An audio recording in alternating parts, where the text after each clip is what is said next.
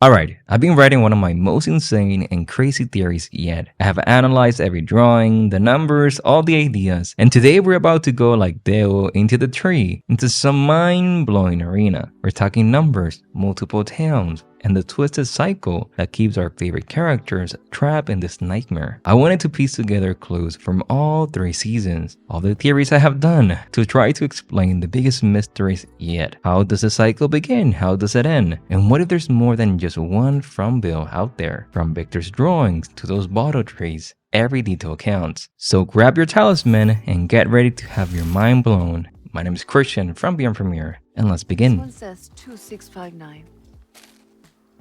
Okay, so what is it then? Well, it's a town where people cannot escape. Even driving around goes in circles. It's like they're trapped in an infinity symbol, where there's also faraway trees, portals where sometimes taken allow you to exit via a lighthouse, after being pushed by the boy in white. Sometimes taking this tree takes you places you're not supposed to go, like Dale, while others take you to a place where you need to go, like Julie in season 1, or like Boyd ending up in the well. So there's faraway trees, and then there's bottle trees.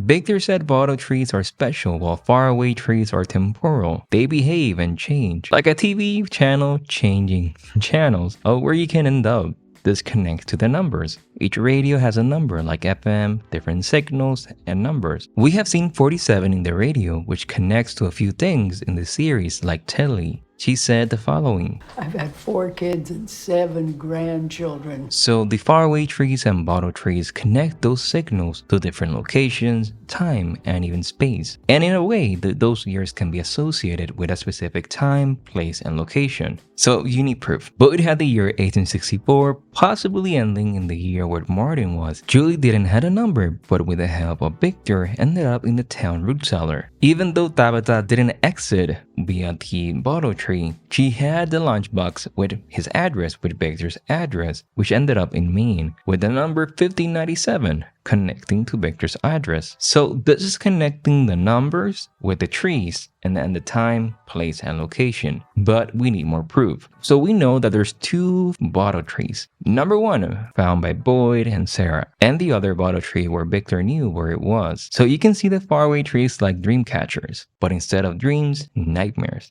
What if their fears become part of the forest? If that really is Nathan's nightmare out there.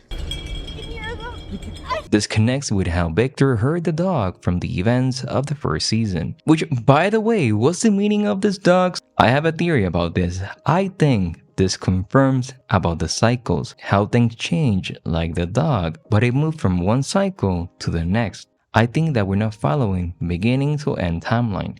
I'm thinking that we're seeing it in cycle. So cycle 1, cycle 2, cycle 3. It ends and then begins a new one. I'll have more theories and I have more proof. Victor said there's a bunch of faraway trees. However, I think there's only 6. In one of the drawings, we have 6 trees connected by colors. So who drew these drawings? Well, Victor, but he maybe doesn't remember them. I mean, the creators went a lot of time to do all of them, and there's a bunch without any reason, and nothing in this show is without reason. I think this was from the previous cycle before it resets. But what confirms this? Well, this image of the wormhole below the town. This could mean that the previous cycle was destroyed by water. In season 1, we see a lot of images from this event and the spider connecting to the spider web. But what happened to the spider? You see, this is why the spider was in the previous cycle but not in this one.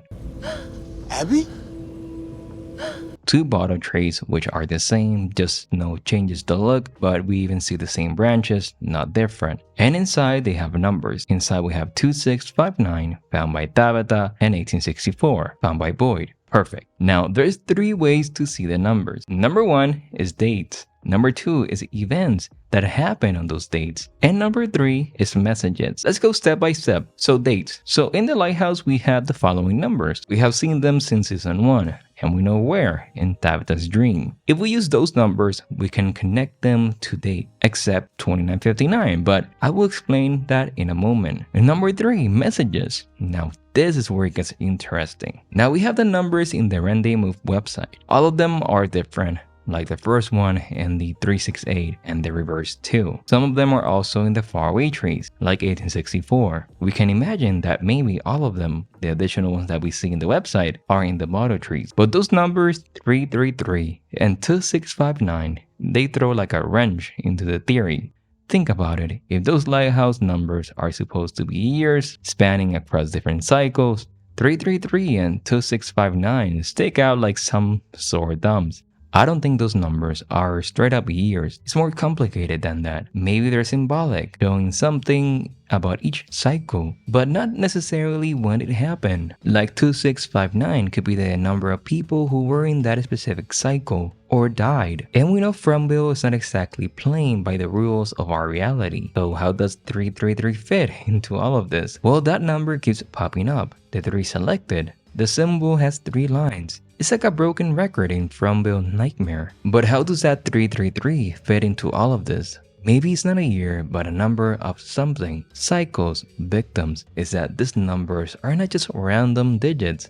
They're pieces of a puzzle, and we're only starting to see how they fit together. And yes, it's like we're playing detective alongside Jade and Tabitha, trying to crack the code before it's too late. Well, why? Well, I think the years are connected to people who died in weather events, and I think we're missing a huge piece of the puzzle. So what if those years are not just random dates, but markers of something catastrophic happening, like world-ending level stuff? I know it sounds crazy, but hear me out. In 1864, the Sheffield flood happened. In 1931, the China floods connecting to the lady in the kimono because of the hands of water. So in 1609, the Tempest. Also, if you want to find connection to the flood, there are also more numbers. But you may be saying, okay, but meh, I don't like it. There has to be more. After all, Fromville is not exactly playing by the rules of our reality. Here's what I found. On the Rendez-Move website, we have this signal. This is a sigma, a Greek alphabet.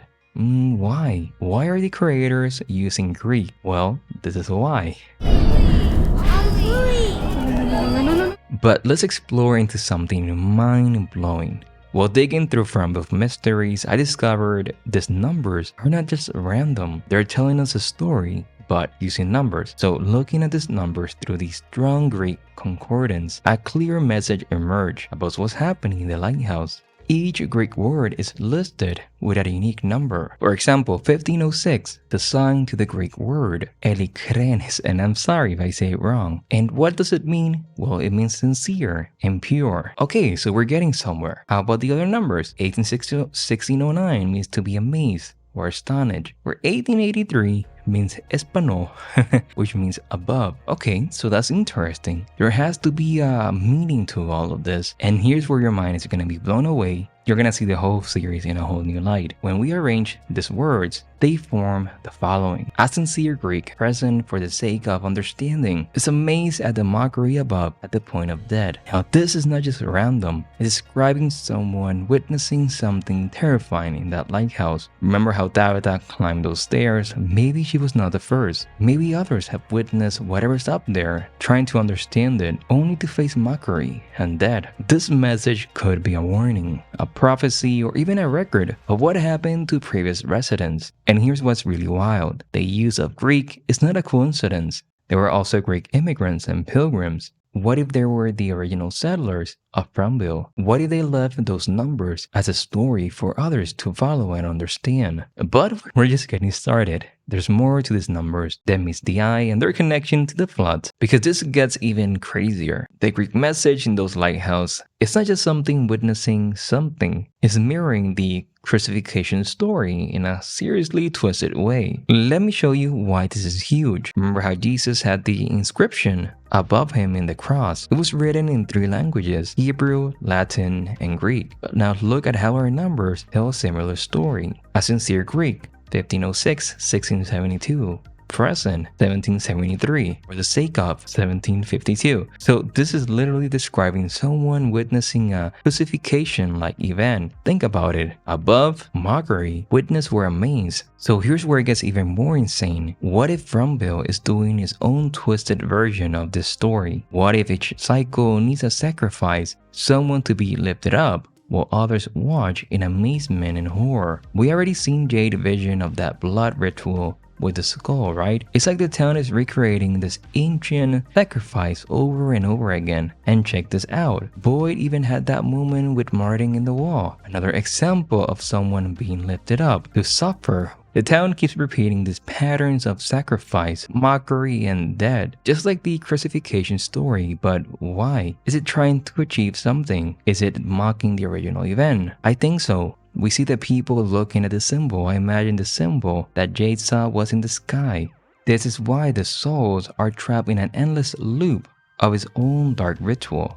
Remember, in Fromville, nothing is a coincidence. These Greek numbers aren't just telling us a story about the lighthouse, they're revealing the town's whole twisted purpose. But this is just part of the puzzle. But let's explore into something that is even crazier about the numbers on the Rendez-Move website. Check this out. The first number starts with the sigma, which is how I found this. This is not just a random website. This is a reason why it's here. So let's break down what we're seeing. On Rendez-Move website, we see the number 333 as well as the 362 in reverse. But here's what's mind-blowing. Using the Greek numerals and strong concordance, this number tells another story. Remember how this sign is a Greek number? For 6, when we add it to 975, we get 981. And in Greek letters, that's this, which could mean away from. Is this a message about escaping? But it gets better. All the numbers have different meanings where you can see here. And again, it looks like someone is leaving us messages across time and space. But these are not just random error codes. They're messages, again, possibly from past residents trying to communicate across cycles. So what is the message then? Well, it's the following. For the sake of higher understanding, a Greek cries out in astonishment to the master, despite facing mockery and being lifted up to suffer harm, even unto death. This occurs to fulfill a greater purpose. Holy moly. This is not just a random website. This is a message about sacrifice. And where have we seen sacrifice? How about the blood that the pilgrim offered to Jade? If there's more numbers, I imagine there's a bigger message. And what we're gonna see from now on, going from this image for episode 6. So whatever's happening in the cycle is also bringing floods and horrible things to the world. Remember that conversation between Acosta and Boyd? The one about the storm flooding the town and everyone coming together to sandbag the marina. It's like she's dropping, the creators a massive hint. And that article that was reading about 900 missing people. Come on, that cannot be a coincidence. Think about the title for the first episode. It's like the show is saying to us, this is not just about a creepy town, folks. There's something bigger, something broken, and it's connected to those weather events. So there's a lot of connection, and this has to be one of my mind-bending ideas and theories about the series. And hey, it's connecting so well. It's like it's a broken clock, and every time it strikes a certain hour, bam, another reality-shattering event. I mean, we see a clock in the caves. Come on now. So what happened was that Victor was from the original cycle, however he didn't die. And this is why the next event has not happened yet. I imagine it's gonna be happening soon. The years are memories. Those numbers are cycles. Some are events, other messages. There's different ways to see them, but I love the messages part. Now how all of this connects to the Rendez-Move website. Well, here's the huge part, the man in yellow. Remember how Miranda drew him before even she got to Fromville? And now we're seeing the same yellow color in the Rendez-Move website. This is not just a coincidence, it's a huge piece of the puzzle. Well, we know Miranda drew him before arriving. The pilgrims, she also drew the shadowy figure and a man in yellow. The Rendez-Move company logo is yellow. So what I'm thinking is that the man in yellow somehow escaped and he knew about this. So he created a company called Rendez-Move with a yellow logo. A company that seems to be tracking the cycles and leaving messages maybe. After all, Boyd had the RV or the U-Haul, and in the calendar we also see the logo. So I feel we're gonna see the man in yellow at the end of season 3. And look at Victor's drawings. What do we see? A huge spiral in the forest with the town literally sitting above it. That's not just any spiral, it's like a massive wormhole. So what if this spiral spiral portal is the reason everything in Fromville is so fractured. Each time the cycle resets, pulling pieces of reality into a cosmic drain. Some buildings get sucked in, others stay behind, like from different realities. So what if the spiral is always active beneath the town? Always hungry, always pulling things in. What happens when it finally pulls in everything? Is that what the Shatter episode title is telling us? So I'm just getting started with this theory and trying to understand how deep this rabbit hole really goes. On a subscription from Premiere, and I will see you in the next one.